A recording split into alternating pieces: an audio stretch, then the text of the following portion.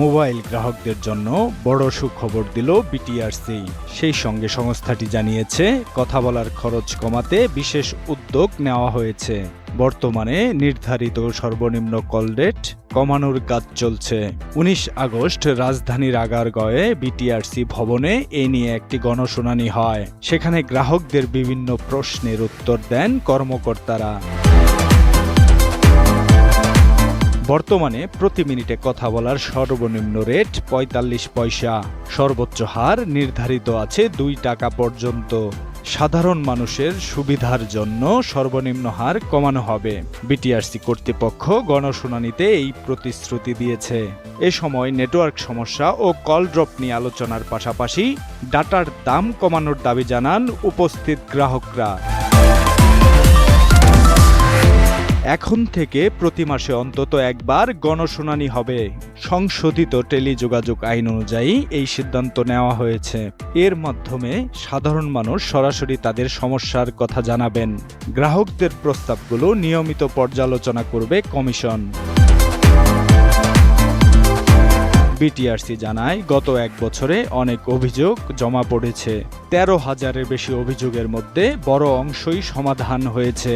অভিযোগ নিষ্পত্তির এই হার প্রায় ৮৭%। দ্রুত সব সমস্যার সমাধান করতে চায় এই নিয়ন্ত্রক সংস্থা। ডাটা প্যাকেজের বিভিন্ন শর্ত ও বৈচিত্র্য নিয়েও গ্রাহকদের প্রশ্ন ছিল। এ বিষয়ে কমিশন জানায়, প্রতিটি প্যাকেজের শর্ত গ্রাহকদের কাছে পরিষ্কারভাবে তুলে ধরতে মোবাইল অপারেটরদের নির্দেশ দেওয়া হয়েছে। বিদ্যুৎ চলে যাওয়ার সময় মোবাইল নেটওয়ার্ক সচল রাখার বিষয়েও জানতে চান গ্রাহকেরা। বিটিআরসি জানায়, নেটওয়ার্ক সচল রাখার সক্ষমতা বাড়াতে একটি বিশেষ প্ল্যাটফর্ম চালু করা হয়েছে। এর মাধ্যমে সারা দেশের মোবাইল টাওয়ারগুলোর অবস্থা সরাসরি পর্যবেক্ষণ করা হচ্ছে। মোবাইল টাওয়ারের বিকিরণ নিয়ে ভয় পাওয়ার কিছু নেই। দেশের বিভিন্ন এলাকার টাওয়ার নিয়মিত পরীক্ষা করা হয়। এসব পরীক্ষায় বিকিরণের মাত্রা অনেক কম পাওয়া গেছে। এই মাত্রা জনস্বাস্থ্য ও পরিবেশের জন্য নিরাপদ বলে বিটিআরসি দাবি করেছে। এছাড়া টেলিটকের নেটওয়ার্ক শক্তিশালী করতে বিশেষ প্রকল্প নেওয়া হচ্ছে। হাওর ও দুর্গম এলাকায় কাজ করবে রাষ্ট্রায়ত্ত এই অপারেটর। বিদ্যুৎ না থাকলে নেটওয়ার্ক সচল রাখতে একটি প্ল্যাটফর্ম কাজ করছে।